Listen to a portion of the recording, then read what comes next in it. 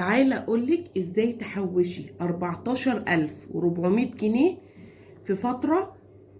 يعني هقولك عليها، وازاي تحوشي 700 و200 جنيه، او ازاي تحوشي 14400 جنيه. تعالى اقولك النهاردة في قناتي، قناة ام يوسف، افكار وتدابير وازاي تحوشي وازاي تدبري. بس قبل اي حاجة يلا نصلي على الرسول. اللهم صل وسلم عليك وبارك عليك يا حبيبي يا شفيعي يا رسول الله. وتعالوا نبدأ الفيديو بتاعنا النهاردة. الفيديو بتاعنا النهاردة مهم جدا جدا جدا جدا لكل ست بتحب تحوش ويبقى معاها فلوس وتقف على رجليها. تعالوا نبدأ ونقول بسم الله. السلام عليكم ورحمة الله وبركاته. عاملين ايه؟ يا رب كلكم تكونوا بخير. النهاردة فيديو جديد على قناتي، قناة ام يوسف. دي قناة جديدة يا بنات بتقدم تحويش وروتي تحويشات و ميزانيات، وزي مشي بيتي وزي احوش وزي يبقى معايا فلوس والكلام ده كله في الفيديو ده. بس انا طالعه النهارده عامله لكم فيديو مهم جدا جدا جدا، بس لو مشيتي معايا. عامله لنا الفيديو ايه يا ام يوسف؟ الفيديو النهارده ان انت تخشي جمعيه مع نفسك وتقبضي مبلغ حلو. تقبضي مبلغ حلو. في ناس يا بنات ما بتحبش تخشي جمعيات مع حد، يعني بتيجي تقول لها تخشي جمعيه تقول لك لا. ليه؟ تقول لك انا ما بحبش التزم بحاجه. بمعنى يعني ساعات بيبقى معايا الشهر ده، ساعات مش بيبقى معايا الشهر ده. فملت يعني ايه، ما بتحبش يعني تبقى ملزومه بفلوس. وقت ما بيبقى معاها فلوس تحط، ما معاهاش فلوس ما تحطش. مش ملزمه ان هي ايه تحط، او مش مجبره ان هي تحط. بس انا واحده من الناس انا بحب الجمعيات. طب ليه يا ام يوسف؟ بحس ان الجمعيه بتلملي فلوسي. بحس ان الجمعيه بتلملي فلوسي. بحس ان انا بدل ما ابعتر واضيع فلوسي، لا، الجمعيه انا غصب عني هحطها. الجمعيه غصب عني هحطها. فطبعا مش كله زي بعضه. طب اللي ما بيحبوش يخشوا جمعيات يا بنات، تعالى اقول لك اعملي جمعيه مع نفسك وحوشي ازاي وتدبري ازاي، وازاي تحوشي 14400 جنيه، وازاي تحوشي 30000 جنيه، وازاي تحوشي 5000 جنيه، وازاي تحوشي 7000، حسب ما انت عايزه. تعالى اقول لك في الفيديو ده. بصوا يا بنات، قبل اي حاجه وقبل ما تحوشي اي فلوس، اهي فلوس انا محوشاها اهو.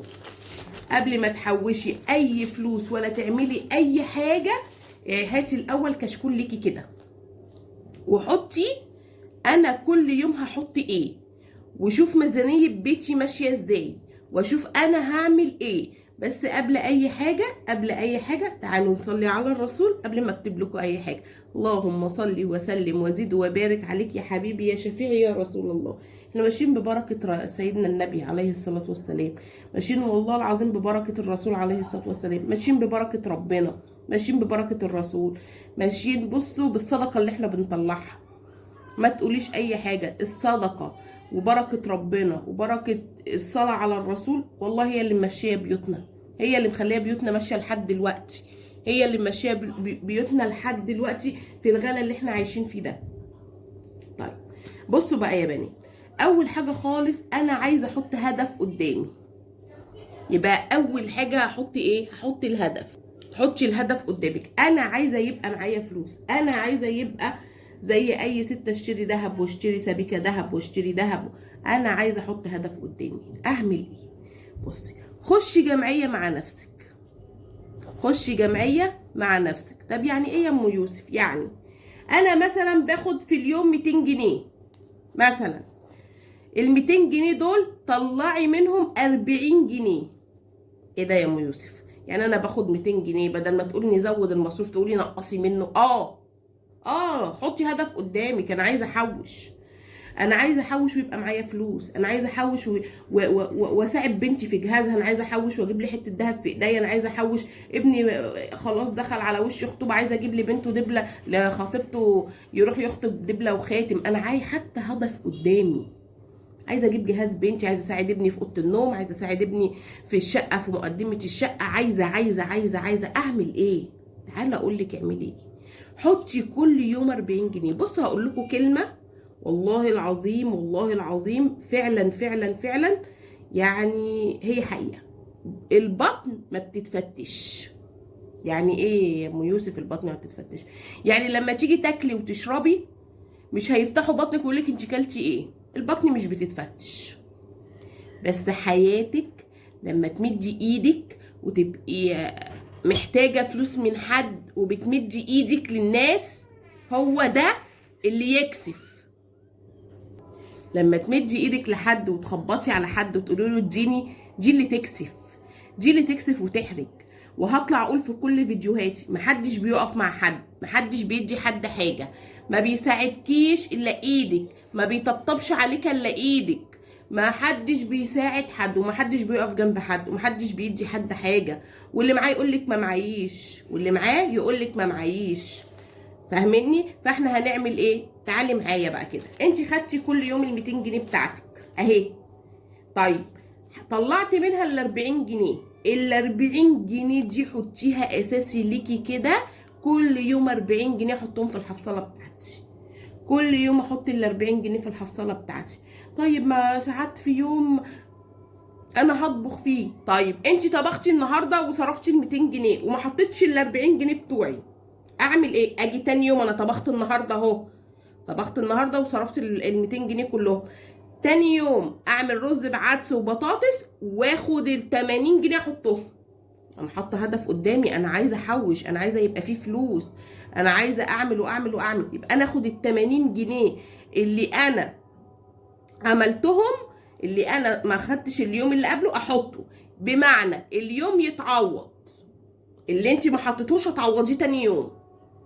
طيب لو حطيتي كل يوم 40 في 40 في 40 كل يوم، في الشهر بكام؟ 1200 جنيه. يبقى هتلاقي كده اخر الشهر معاكي 1200 جنيه. معقول؟ معايا 1200 جنيه اخر الشهر، ده لو كل يوم 40 جنيه. طب انا مش قادره وبحوش 20، كل يوم 20 جنيه، هيبقى معايا 600 جنيه اخر الشهر، هيبقى معايا 600 جنيه اخر الشهر. طيب تعالوا نضربهم كده في السنه. ال 1200 جنيه في السنه اللي هم ال 12 شهر، نزلي الصفرين، المهم هيعملوا معاكي 14400 جنيه. لو انت حطيتي كل يوم 40 جنيه لحد اخر السنه، هيبقى معاكي اخر السنه 14400 جنيه. طب لو حطيت 80 جنيه، ربنا رزقها معايا، هيبقى معايا 28800 جنيه. يبقى طب انا اعمل ايه؟ انا بصرف، اجيب حصاله اللي هي ما بتتفتحش. لو جبتي اللي هي بتتفتح دي هتفتحي وتاخدي، هتفتحي وتاخدي، هتفتحي وتسحبي. لا، انا عايزه اجيب حصاله اللي هي ما بتتفتحش. انا اعمل حسابي كده من اول شهر 2، من اول شهر، من اول السنه، السنه الجديده احنا فيها اهو، السنه الجديده احنا فيها اهو، ابدا من النهارده، من النهارده احنا في شهر 12 لحد 12 اللي جاي، وانسي وارمي من ورا ظهرك. ده لو احيانا وادانا ربنا عمر جديد. يبقى انا الاقي على دخلة رمضان، بس مش رمضان ده خلاص بقى، رمضان الجاي يكون معايا مبلغ محترم، مبلغ محترم. طيب حوشت وعرفت احوش وعرفت ادبر وعملت مبلغ، اصرفه في الهيف؟ لا لا، ما هو انا تعبانه بقالي سنه بحوش فيه، يعني اصرفه في ايه؟ واحده تقول لي ايه؟ طيب يا ام يوسف ده انا بحوش عشان ايه؟ اشد الركنه بتاعتك. شدي الركنه بتاعتك، شديها. لو وحشه ومكسره لا، ما ينفعش، ما ينفعش. شدي الركنه بتاعتك. طيب واحده تقول لي انا بساعد ابني في اوضه النوم. يا ده انت تكوني حوشتي له 14000 ونص، لو اتجدعنتي شويه قفليهم 15000 جنيه. خد يا حبيبي كمل على اوضه النوم بتاعتك، كمل على اوضه النوم بتاعتك. يحس ان امه حاسه بيه، يحس ان امه حاسه بيه، بيوضب يا عيني في شقته واقفه على فلوس خد يا حبيبي، خدي بنتك بتتجهز كل سنه كده، وهي لو هي لسه في الاعدادي، ده لو كل سنه 15000 جنيه على ما تيجي تكبر اكون لميت رفايع المطبخ، اكون لميت حاجه المطبخ، اكون لميت المفارش، اكون لميت. انتوا فاهمين قصدي ايه؟ دي من الفلوس اللي انا بحوشها من الايه، من لا شيء، من ال20 وال30 وال40 جنيه. هعمل حاجه من ال20 وال10 وال30 كل ده هتعملي. معايا 50 جنيه ارميها، معايا 20 جنيه ارميها، معايا 30 جنيه ارميها، معايا 40 جنيه ارميهم، معايا 100 جنيه ارميها. ما طبختش النهارده وعندي اكل وخدت مصروف، احط ال 200 جنيه، اقضي بواقي التلاجة ومشي دنيتك، ومشي دنيتك. الدنيا هتمشي وهتحوشي وهيبقى معاكي فلوس وهتجيبي لعيالك اللي نفسك فيه. والله حطيتي هدف قدامك هتوصلي. سايبه الدنيا عايمه والدنيا واللي جاي خدي يا سدره وودي يا مدره وبعطر وفرتك ومش مهم، وارمي وارمي وارمي، ولا هتعملي اي حاجه في دنيتك، ولا هتعملي اي حاجه في دنيتك خالص. من الاخر كده خلينا صراحه ونبقى واضحين مع بعض. انا بنتي بقت في تانية اعدادي، انا قررت اديني العمر يا رب اني انا ابدا اجهز بنتي، وانا حاسه ان انا متاخره. يعني تانية اعدادي انا حاسه ان انا متاخره. طب بتبداي بايه يا ام يوسف؟ هبدا بحاجه المطبخ. حاجه المطبخ الحاجه اللي هتتحط وفي نفس الوقت ممكن تقعد مده طويله، لان المفارش يعني انا اخاف اجيب ملايات وكده يعني تعت، او زي ما بيقولوا بتعت كده، بتعت اول ما بتيجي البت تتجوز وتيجي تغسلها بيقول لك القماش بيتهري كده. لا انا هبدا بحاجه المطبخ. طب حاجه المطبخ اللي هي ايه؟ الحلل الستانلس، اجيب نوع نضيف زهران واشيله. الحلل اللي هي الجرانيت ولا السيراميك، حسب ما هشوف النوع النضيف اخش لها جمعيه. طب انا ما بحبش الجمعيه، احوش لها، ابدا انقي يعني ايه، انقي كده حاجه المطبخ البسيطه اللي هي الرفايع اللي ما بتخلص، اللي بتقعدي تجيبيها لحد وهي راحه تدخل. ابدا اشيل وابدا احط وابدا اجيب لبنتي، احس ان انا بعمل حاجه. انا حاطه هدف قدامي، انا عايزه بنتي اجهزها، انا عايزه ابني اقف جنبه واجهزه، انا عايزه بنتي التانيه اجهزها. انا في بصوا يا بنات الدنيا والله العظيم عماله تغلى تغلى تغلى تغلى. الحاجه بقت في الزياده، الغلو بقى في الزياده، الدنيا بقت عماله تغلى وانا قاعده محلك سر. لا ما ينفعش، لازم اعمل حاجه، لازم اعمل حاجه لعيالي دي، عشان ما يطلعوش يدوا عليا يقولوا لي روح يا اما منك لله انت ما عملتلناش حاجه، روح يابا منك لله انت ما عملتلناش حاجه. لا طب وليه؟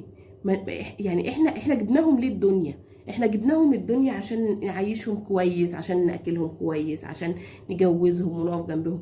الواد لما يكبر يشتغل يخش اولى سنه وكده ينزل يشتغل، ما تقعدش هات الفلوس احوشها لك من لك بيهم جمعيه، ما تقعديهوش جنبك وتبقي خايفه عليه زي البت. البنات لا ما تشتغلش، البنات ما تنزلش. البت ربنا يعين ابوها عليها ويعين امها عليها، ربنا يعينهم علينا. يعني انا ربنا يعيننا عليهم ويقدرنا ونجوزهم ونسطرهم. بس فانت حطي هدف قدامك، حطي هدف قدامك، مش هتخسري حاجه، مش هتخسري حاجة. حطي هدف وحوشي، وما تستهونيش بال10 وما تستهونيش بال20 وما تستهونيش بال30 وما تستهونيش بال40، بيبقوا في الاخر مبلغ ينفعك وينفع عيالك، مبلغ ينفعك وينفع عيالك. عايزة تخشي جمعية خشي جمعية وتقبضي وتجيبي جهازك او جهاز بنتك، جهاز قصدي بنتك او جهاز ابنك، اللي هو تساعديه بقى في شقة، تساعديه في الدبلة والخاتم اللي هيجيبهم حسب ما كل واحدة يعني طلبات عيالها. والله عايزة تعملي جمعية مع نفسك اعملي، مش عايزة حد يكون يخبط عليكي وهاتي فلوس الجمعية، اعملي زي ما بقولك كل يوم 40 جنيه، على اخر السنة هيبقى معاكي 14,400. وانتي وشطارتك بقى، انتي وشطارتك. ما انتي ممكن تخشي جمعية ويقولك الاسم العاشر الاسم ال11، طب اعمليها مع نفسك وحطي كل يوم زي ما بقولك كده، زي ما بقولك كده. هيبقى معاكي مبلغ اخر السنه 15,000 جنيه او 14,400 جنيه. لو انت شاطره شويه ممكن تخليهم 15 او 16 او 17، انت وشطارتك، انت وشطارتك. يا رب يكون الفيديو يعني فيديوهاتي بتعجبكم بجد. والله انا بصوا انا بقول لكم الحياه ماشيه ازاي، او انا بعمل ايه، او حياتي انا ماشيه ازاي. والله بكلمكم بكل صراحه، اقسم بالله اللي بيحط هدف قدامه بيوصل، اللي بيحط هدف قدامه بيوصل. طب وانت يا ام يوسف بتحطي هدف قدامك؟ اقول لكم على حاجه، انا حاطه هدف دلوقتي قدامي. طب ايه هو يا ام يوسف؟ بصوا انا سيراميك شقتي انا وحش جدا جدا جدا، سيء قوي، وعامله في الريسبشن نظام مستوى كده. فالمهم المستوى واخد من المكان، وشكل السيراميك كل اللي يجي عندي يقول لي عفشك حلو وشقتك، بس السيراميك وحش. فانا حاطه هدف قدامي دلوقتي، انا عايزه اغير سيراميك شقتي.